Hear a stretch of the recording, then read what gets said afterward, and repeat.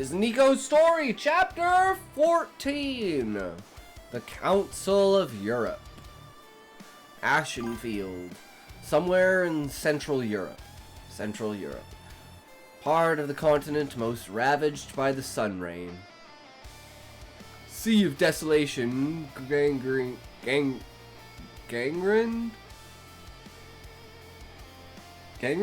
The fuck if I know.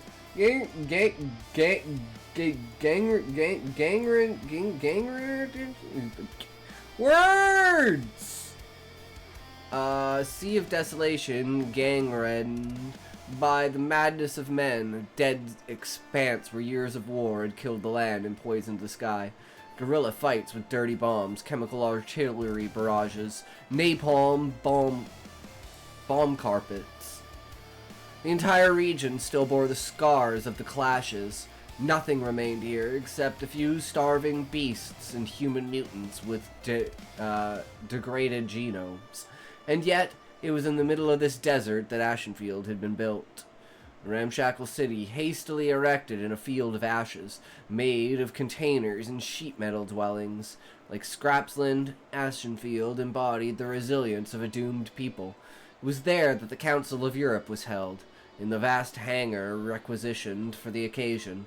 In the center, a roughly assembled round table allowed each leader to stare at the others? That's probably just a translation issue because of language barrier. To stare the others in the eye. No, that's just me. I have a language barrier. I'm retarded. Don't listen to me. Each was flanked by 2 bodyguards. The rest of their men waited outside, rifles slung over their shoulders. The atmosphere, saturated with voices and anger, threatened to explode at any moment. The session president, Alba Marellani, prime navigator of the Roman thalassocracy, tried in vain to calm the tumult. "Are you certain of what you're claiming?" thundered Matthias de Leonid, High King of the techno-feudal principalities of the West, slamming his fist on the table. "You bet we are," retorted Tamir Glazkov, voivode of Minsk, his gaze dark. "Pavlichenko was just went to war in Kharkiv, and you dare doubt our word." "Same on my lands," growled Egil Redmaw, King of the North, his fists clenched on the wood. "The Horde is already trying to seize my kingdom." "Enough, gentlemen," interrupted Alba Marellani, standing abruptly. "Let the Ash tribes of the Valkar speak, King of the North. You have the floor." Egil stood, his weathered face marked by the gravity of his words. "Thank you." His gaze swept the assembly before he continued. "Several months ago, we found a young woman, starving, her body bruised, covered in scars. She didn't speak a word of Norse. Everything suggested she had crossed the uninhabitable zones on foot, alone, which requires extraordinary resilience." He paused, his jaws clenched. "She came to us to warn that the Horde would return, and thanks to her testimony we were able to reinforce our borders in anticipation of the attacks that are striking today. This is witness." "And this witness, where is she?" asked Matthias with barely veiled skepticism. "We have others," declared Timur. He snapped his fingers. Double doors opened and a group of men entered, their faces veiled, distressed, in fatigues. Daggers in their belts, light weapons slung over their shoulders. They were easily recognizable as what they were, the ghosts of the Levant. One of them stepped forward. "I am Rakid al-Azmar," he said in somber voice. "I speak on behalf of my people." A heavy silence fell as he continued. "The Horde is coming. It is ravaging our lands. We are struggling to repel it. And if we still manage, it's because it's reserving its full strength for you." "How many are there?" asked Ingrid Hartmann, General Commissioner of the Steel Consortium of the Furrow cities of Central Europe. "We don't know," admitted Rakid. "We've only faced scattered warbands, but there are thousands, perhaps tens of thousands. Their force is far greater. suddenly thundered a female voice. All eyes turned. A young woman had just entered the hangar. Her face was striking. Asian features, skin of a sickly pallor, black curly hair. Black hair cut in a short bob. She advanced without fear and fixed her eyes on the assembly. "I'm Nina Fumikawa," she said. "I lived among the Horde. I saw with my own eyes their ranks, their faces disfigured by hatred. Tens of thousands of warriors, mad with carnage and blood." She shrugged off her jacket with a swift gesture, revealing her bare arms. On her wrists, clean, deep scars. She raised her hands high so everyone could see. "This is what they leave to those they don't kill. When the Horde is at your gates, it will burn everything in its path. Your people will be nothing but corpses and slaves." "You doubt our power," sneered Ingrid Hartman. "Then use it, your power," retorted Nina. "Fortify your borders. Purge the Horde with lead and fire. Well, there's still time. We already faced the Horde 20 years ago," added Tamir Gazlov. "We reacted too late, and we paid dearly for it. This time, we'll be waiting." A long silence followed. Then, slowly, the lords of Europe looked at each other. One by one, they nodded. Ingrid Hartman broke the silence. "My artillery is ready." Marcus Steinwald of the Alperi added, "My army too." Even Esteban Cortez del Prador, aggregate of the Iberian Peninsula, bowed his head. "We will send wheat and men, even from the ends of the earth." Alba Marilani struck the floor twice with the butt of her SVT-40.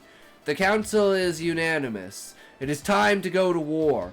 Let all our armies be sent to the eastern confines. If the Horde wants to pass, it will crash against our defenses." The session was adjourned. Each leader immediately sent emissaries to their people to order the raising of armies. It was at that moment that Ingrid Hartman joined Vanya Kurilenko, the Voivodine of Minsk, off to the side.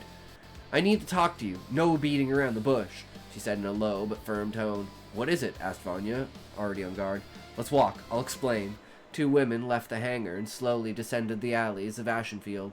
Between truck carcasses, dented sheet metal roofs, and the harsh light of spotlights, their steps echoed on the cracked concrete. Ingrid took a deep breath, her hands clenched on the black cape she wore. "Tell me, Vanya, among your people, are there men you can trust absolutely?" Vanya immediately thought of young Denishovan and his companion, Alice. Their loyalty was beyond question. "Yes, 2 rangers, reliable. Why?" Ingrid pursed her lips, and her gaze slid to the blackened sky. "There is a secret that the General Commissioners passed down. A last resort solution designed to save Europe if everything were to collapse." What? "This solution is on your territory, more precisely on the territory of Nova Kiev." Vanya stopped, her gaze hardened. "And what is it?" Ingrid hesitated for a second, then looked away. "I'd rather not tell you. Not yet. All I need is that if the war takes too much of our blood, you dispatch these 2 rangers to the place I'll indicate with this." She pulled out from under her cape a heavy steel briefcase locked with a thick padlock. A chain encircled the handle, connecting to a matte steel bracelet designed to be fastened to the wrist. Ingrid handed the briefcase to Vanya. The metal was cold. The commissioner leaned to her ear to whisper, "Here's the key, and the combination." Vanya nodded slowly, clutching the briefcase against her as if it were already a coffin. "Guard it with your life, and tell your men to do the same. Give them this radio, too," added Ingrid, handing her a small compact transmitter. "Once at their post, they will await instructions on this frequency." "With our lives? With what's in this briefcase? Our future? Or the end of us all? I can't tell you more for now." Vanya tried to pry more out of her, but the General Commissioner refused to say anything else. "It's gotta be a nuke, and that has to be the detonator for it. Or some sort of, underground missile system or something like that. Has to be, right? Right? Resigned, Vanya took the briefcase and fastened it to her wrist as instructed by her interlocutor.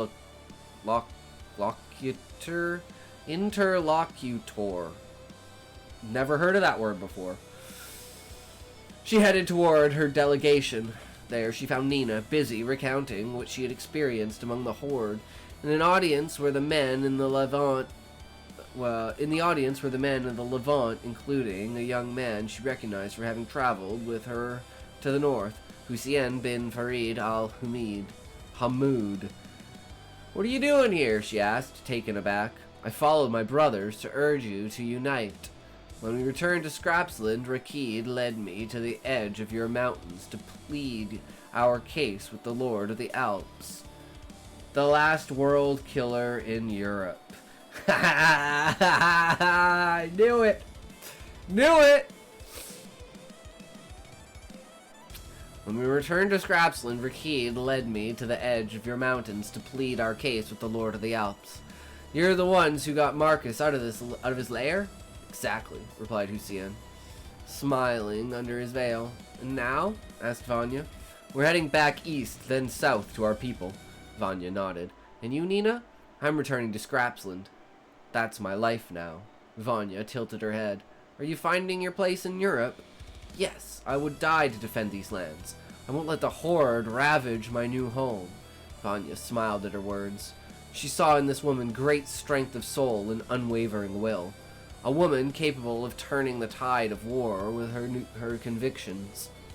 "I'm coming for you. I'm coming with you to Scrapsland. My men need me." Nina smiled and nodded. The return to Scrapsland, to Riddell. She was trembling with impatience. Absolutely solid chapter. It's understandable that there's so many people introduced, but introducing the fact that there are so many people like that, like, it's more of, you don't really have to pay attention to the names, you just have to know that, like, there are these people, right? And then, of course, there's more than that. But I think that's a good job of, like, you didn't overdo it, you didn't underdo it, you just sold it on the level of, there's gonna be more than this, but this is enough that it's like, you know, like 4 or 5 of them, right? You're like, maybe there's 15 or 20 in the entirety of them.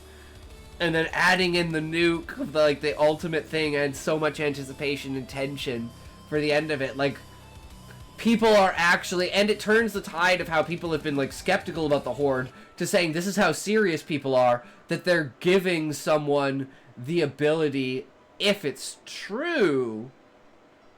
Because now that I'm saying this, I'm like, what if this is blackmail? What if this is all backwards and this is all them to get rid of the people that care about the Horde because they don't want to have to defend their lands? Ooh, I have no idea. No idea. It's like the crew of the starship. Only the bridge crew, engineering, and sickbay are important enough to focus on. Exactly, Sean. Exactly. But you know there's all the other places, like sanitation. You know. Like...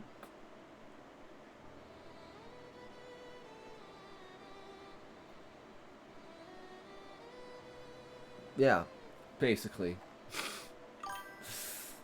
Yeah, the barber shop, like, the gift shop, fucking...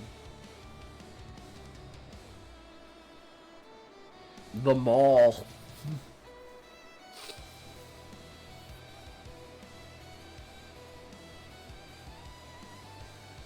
Bar is somewhat important. Yeah, the bar and the mess hall are somewhat important.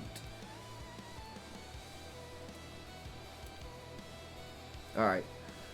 Oh.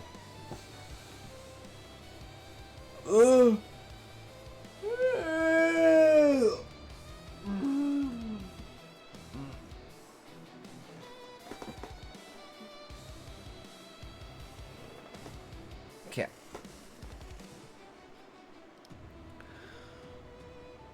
Beyond My Heart, Chapter 15. The return to Scrapsland went smoothly. The raiders haunting the plains didn't dare challenge the gigantic war convoys plowing through Europe. Every day, hundreds of soldiers, banners lowered, came to reinforce the continent's eastern borders. Endless processions of Iberian truck trains, heavily loaded with provisions, crisscrossed the roads, unloading enough to feed the thousands of mouths crammed into the Ash tribe's fortresses. The The Roman thalassocracy had intensified its trade with the African kingdoms, extending its grip to the Black Sea to ensure petrogras deliveries from the Levant. Ascending the Dnieper, landing barges spewed torrents of soldiers, their boots pounding the docks in a clamor of war. And then came the men of the techno-feudal principalities of the West in armor blending Kevlar and steel, helmets adorned with crests proudly brandishing their AR-15 rifles. The Alpiri descended from their passes, their motorized vanguard parading proudly on the snowy eastern roads. 4x4s with studded tires roared in the cold, loaded with soldiers in white outfits, fur-lined capes fluttering behind them. Their hard faces knew the time of war had come. Behind them, towed by rumbling trucks, their light artillery oozed oil and frost. Short howitzers, mortars, and mountain guns freshly pulled from arsenals, finally repaired after years of neglect, rattled on trailers, entire trucks full of shells carefully packed in chalk-marked crates, followed in tight formation. Finally, the last to arrive were the all-powerful apocalypse spitting cannons of the Central European Pharaoh cities. Metal monsters of cyclopean size, their dark flanks scratched with emblems and slogans. They advanced slowly, towered by enormous machines.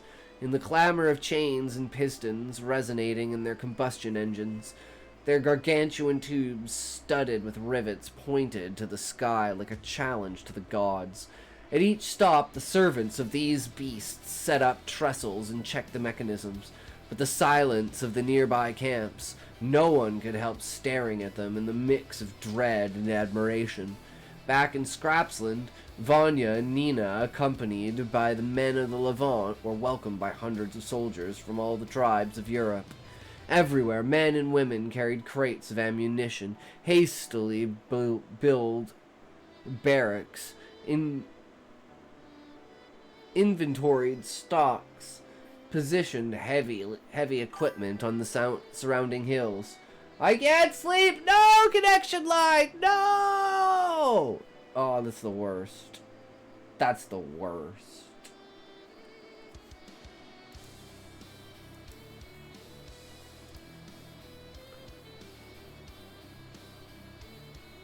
Everywhere, men and women carried crates of ammunition, hastily built barracks, inventoried stocks, positioned heavy equipment on the surrounding hills. True.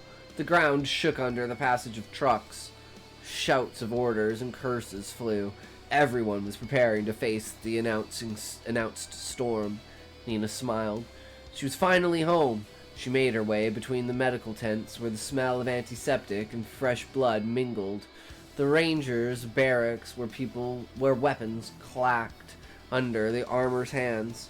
In the field canteens where soup and hooch were distributed in dented cups.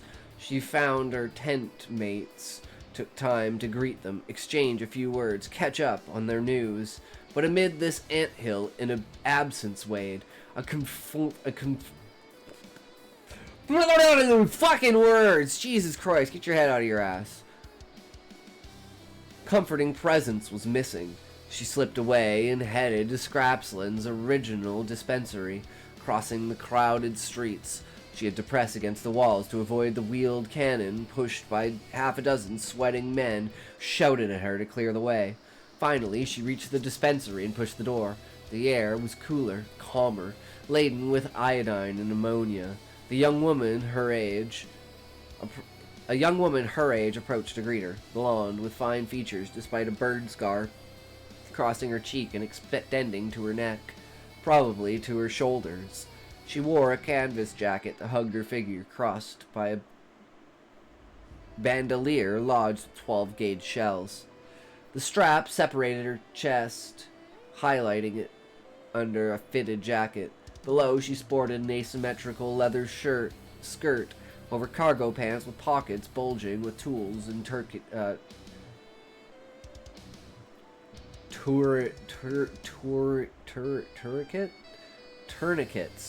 God, I'm retarded. I'm falling apart, guys. I'm falling apart. Her boots. Once you stumble once, you just fucking tumble and fall, and down you fucking go. It's like is it like the egg run? Or whatever the fuck it is? The bread run? In like Switzerland or whatever, where they like run down the cheese run. The cheese run, that's what it is. Wherever the fuck the cheese run is. Where they run downhill after a roll of cheese and people are like flippity and floppity and rolling and bumping down and fucking, you know. That's once I fucking fall, I'm like I'm fucked. Her boots seem to have seen 1,000 roads. Are you looking for someone? She asked in a neutral voice, but her gaze was already attentive. Looking for Rudel Schmeiser. The hot guy with the mohawk? Nina's jaw clenched. Hot guy. Himself. He's elbow deep in grease.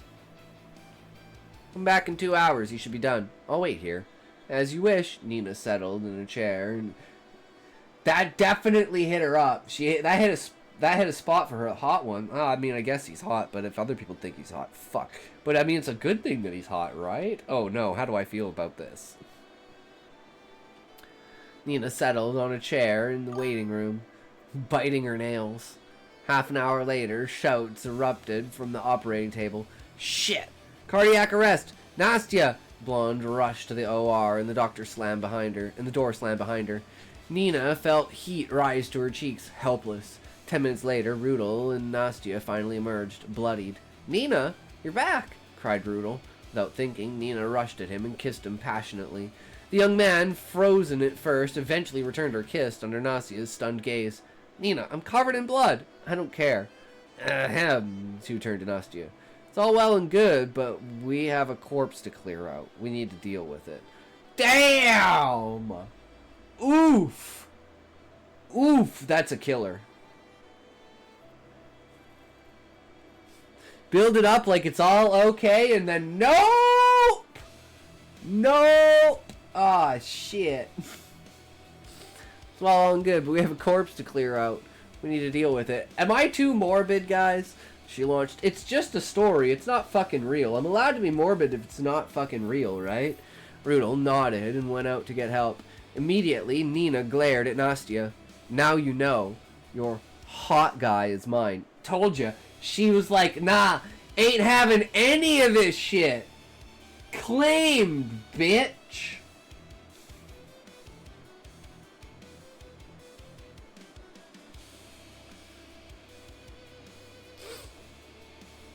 Nastya crossed her arms. No, this is Nyko's story. This is Nyko's story. The post-apocalyptic story. Although it kind of feels like it would be a Sean story. You're right about that. You're right about that. It does have that romantic vibe to it. But it's just that this is just one small point of it, right? Whereas Sean's is heavily harem. Heavily harem. I love it.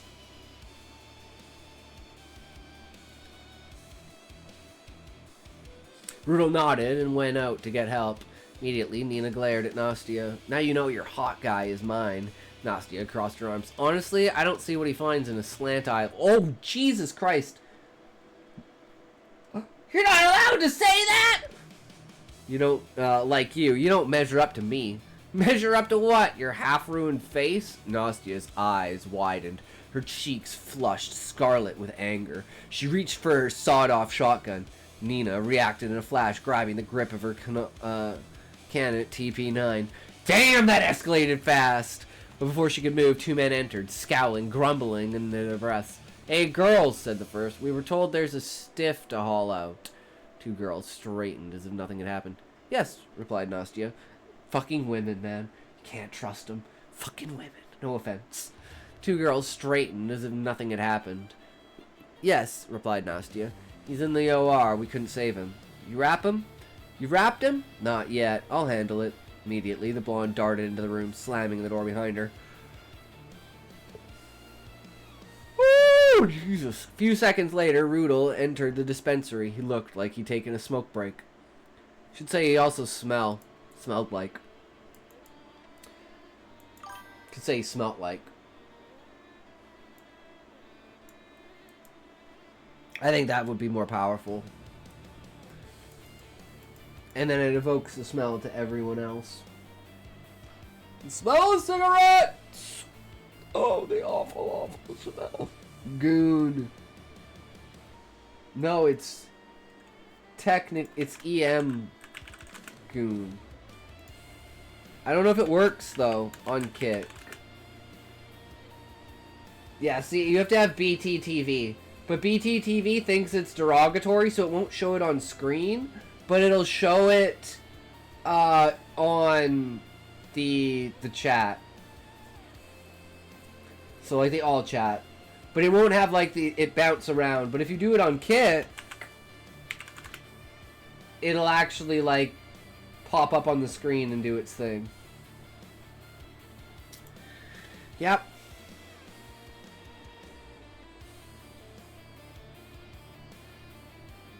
You wrapped him? Not yet. I'll handle it immediately. Hype! True!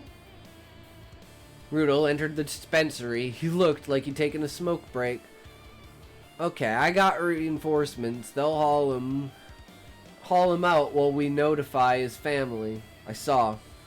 It's lunchtime soon. You want to eat with me? With pleasure. But what about the shift? My old man will cover it. My old man will cover if he needs help. He'll call me. Then let's go. The two navigated the crowded city streets to reach the mess before it was just the town bar.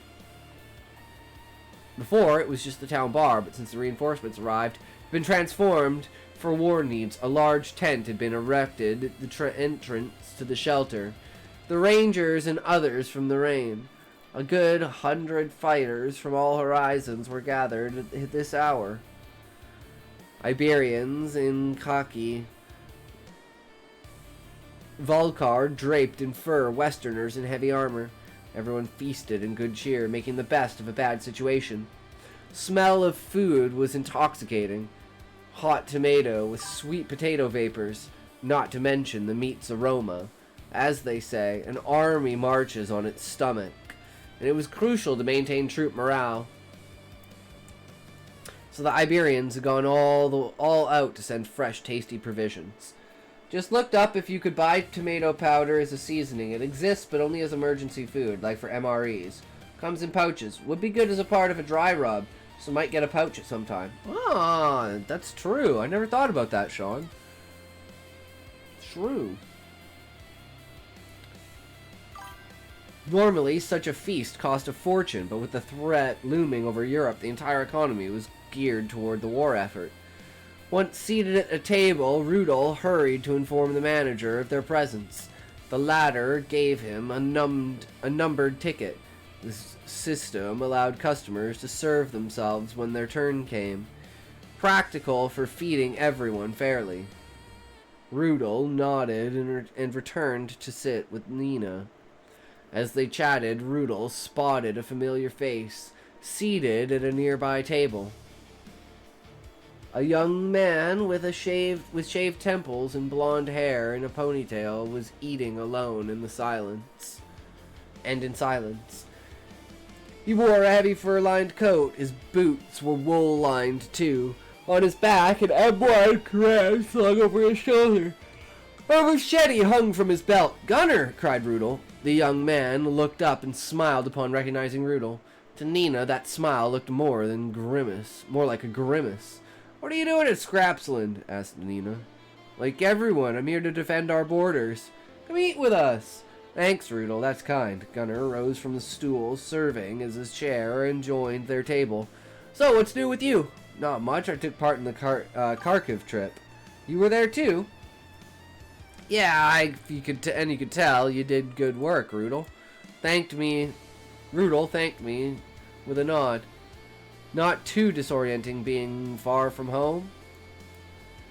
Dried remnant of the lost age red assimilation cracks the evergreen of vigor. Nothing offers its taste. Disappointing turn of events for an unenjoyable outcome.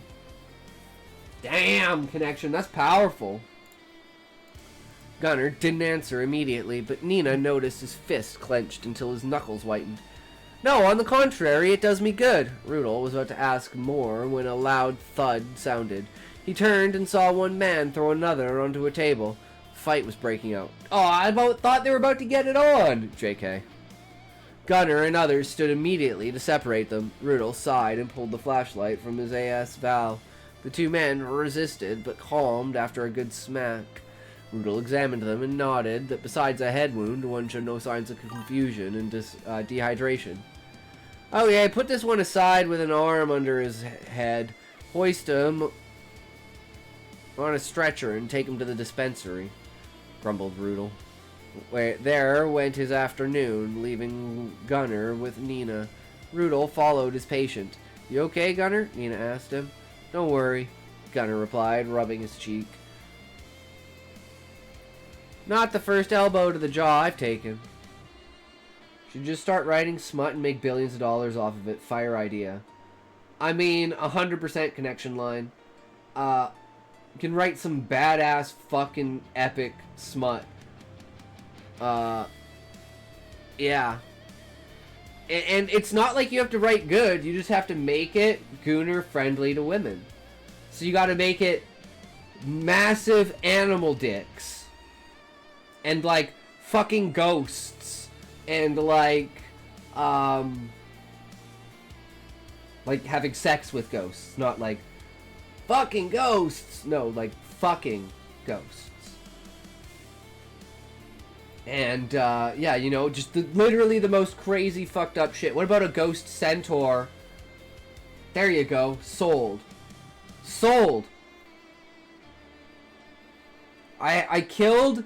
This is the new isekai. I killed my husband and myself so he could be reincarnated as a centaur for me. Let's see how that sounds. Guys, let's see how that sounds.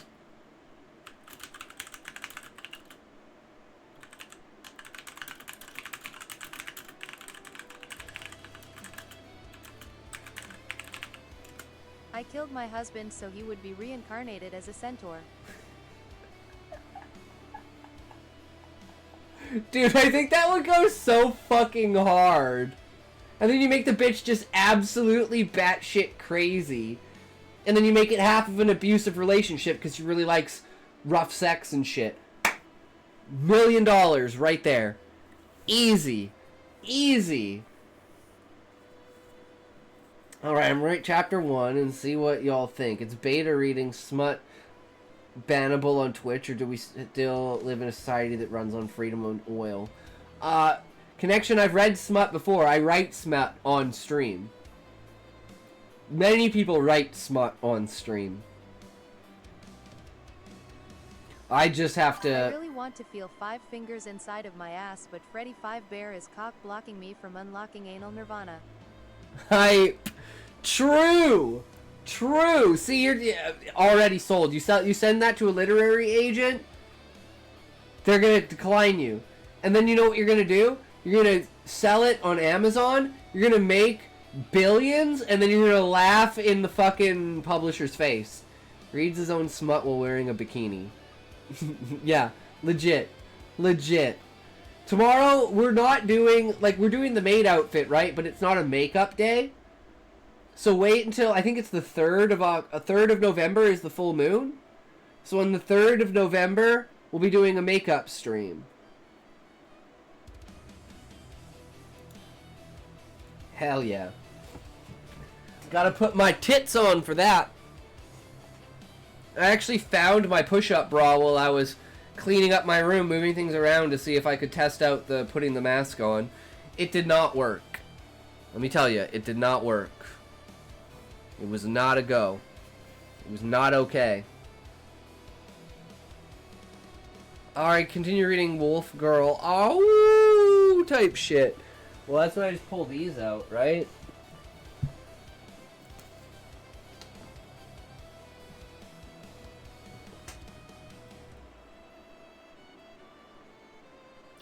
Damn, they really picked their day to fight those two. Those two. How so? I was supposed to have a romantic lunch with Rudel.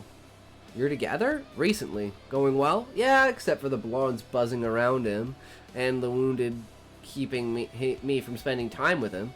Gunnar didn't respond, respecting her privacy. Nina noticed and couldn't help smiling. And you? You seem like you don't want to go home. What makes you say that? When we mentioned your home, you looked nervous. I don't want to talk about it now. Besides, we'd better take cover. What's happening now? Those black clouds. We got the info this morning. Black rain's coming. Black rain? Cried Mina, panicked. We still have time. Let's put on our masks. Indeed, the mess was stirring. One by one, those gathered equipped their gas masks while staff closed up. Some customers crammed into the bar, which locked behind them. Others headed to dwellings. Where to? Asked Gunnar, voice muffled by filters. Barracks aren't safe. To the dispensary. Okay, let's go. Unlike Storm's black rain was easily predictable. So residents organized calmly. Everyone holed up in container apartments and shop back rooms. Underground shelters were occupied without shoving or haste. No injuries reported. At the dispensary, they found Rudel seated, arms crossed, expression hidden under his mask. So? Nina asked him. I gave him IV fluids. I gave him IV fluids and have to monitor him until it passes. Sighed the young doctor. Barely had he finished when a thunderclap boomed overhead. The noise made Nina jump and wince. Damn, that one was close. Yeah, we'll have to wait out the rain. Settle in. I don't know how long it'll last. Also, you said my story doesn't speak to you as much due to it being more grounded, but I promise you the story only gets crazier the longer it goes on. Chapter 2 alone gets way more sci-fi. Like, for example, just a heads up. I figured that with everything being more advanced on a technological level and them talking about kind of like in space stuff, hovercrafts and everything, not using rockets and however amount of time, they've obviously broken anti-gravity. Yeah.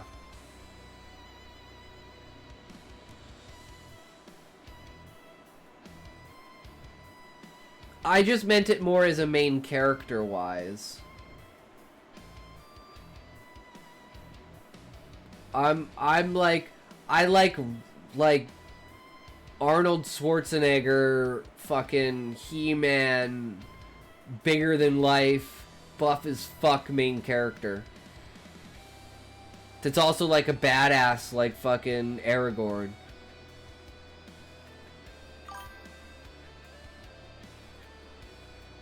But it doesn't mean I won't read it, it's just like that's what speaks to me. Right? Because I'm a dude. So, like, a younger female lead doesn't necessarily sell me the story as much, right?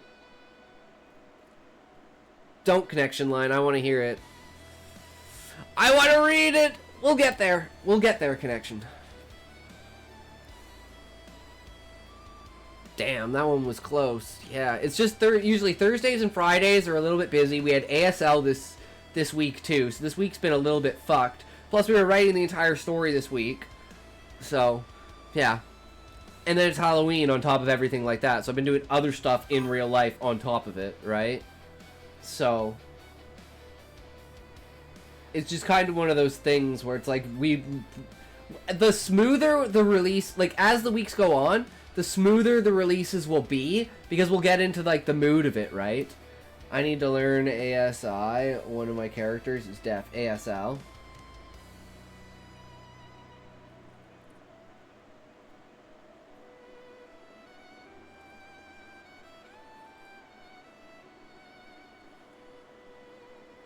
There's multiple ways to go about that, but it depends on what you want to do, connection line.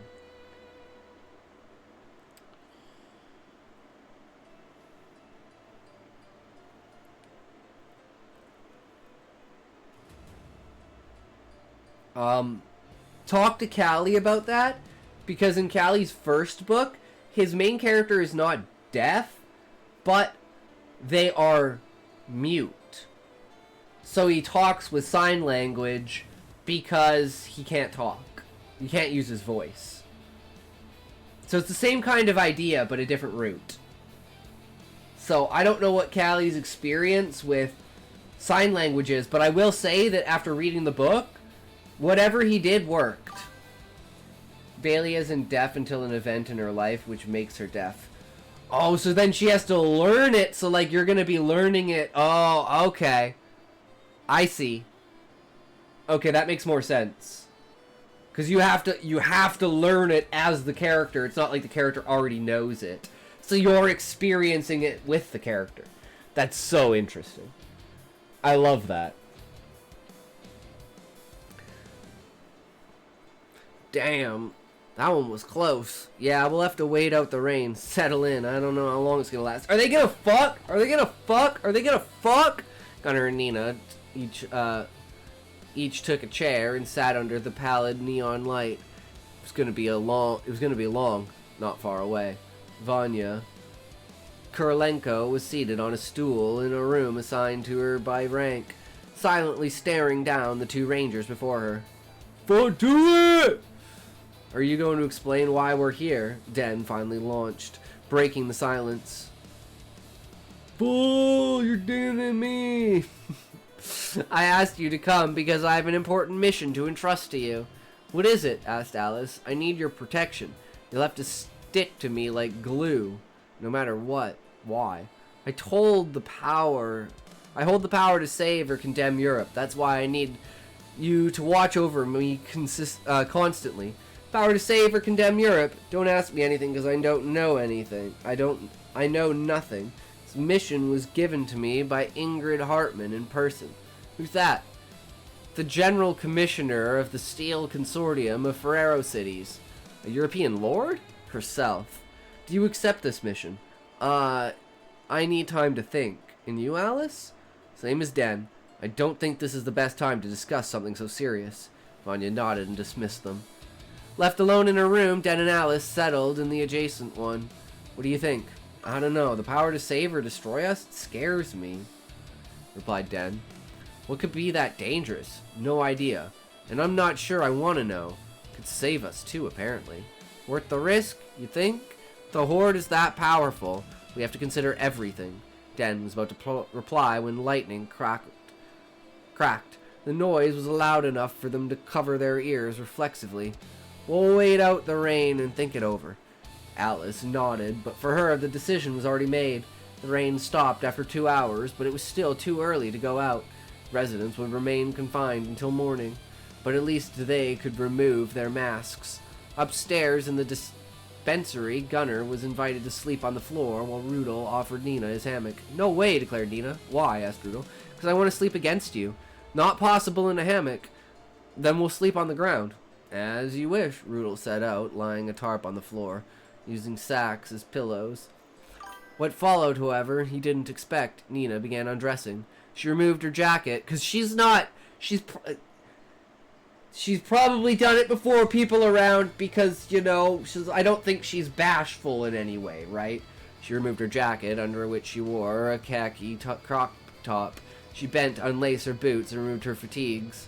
She stood in tank top and panties before him. Rudel, fascinated, approached, but she recoiled, covering her torso with her arms before composing herself. She nodded and let Rudel draw near. She trembled like a leaf. Rudel didn't know what to do at first. He was afraid of being too rough, afraid of hurting her. But he steeled himself and slowly drew her to him. No, Rudel is a dude! She nestled in his arms, still shaking. Rudel rocked her, murmuring that something was okay. Nina relaxed little by little. You're not gonna leave me like this alone. Rudel tilted his head and began undressing too. Ending up in underwear, Nina then pulled him onto the tarp. Hold me against you. Rudel complied and covered their entwined bodies with a blanket. They're gonna fuck! Hell yeah! Alright. Guys, we're probably gonna have an early day today, so we're probably gonna read Sean's story after we watch this thing that Connection posted. At least, I'm pretty sure this is you, Connection, right? Your Somnia?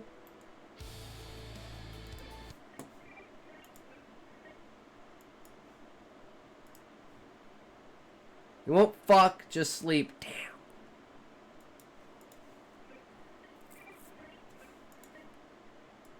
I hope it doesn't get louder because I'm turning it up.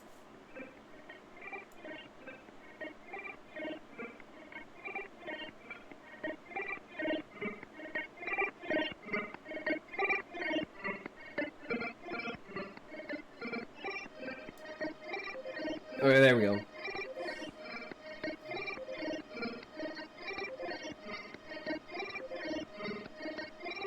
Why is this so loud?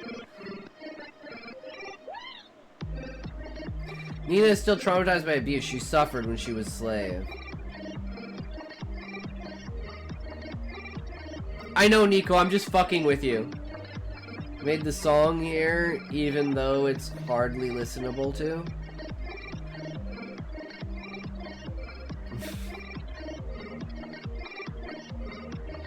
I had a character like that.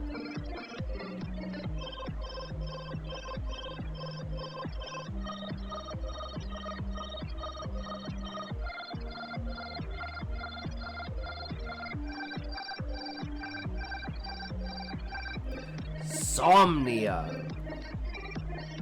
It's a good name. She was kept as a pet, yeah, and had a hard time coming around and getting freaky in romantic relationships. Yeah, people don't open up that easily. No, it's pretty fucking dope. For like a 10-minute song, better than what I can fucking do.